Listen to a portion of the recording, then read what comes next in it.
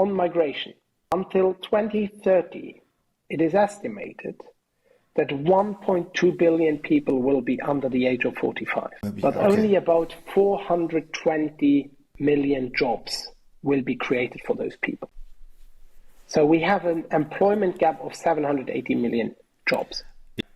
If we don't create those jobs where the people are, people will move. They will migrate to regions where they believe that they can find a job. So we have a choice.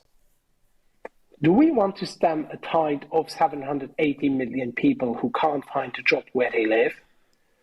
Or do we want to invest in creating jobs that enable decent living conditions?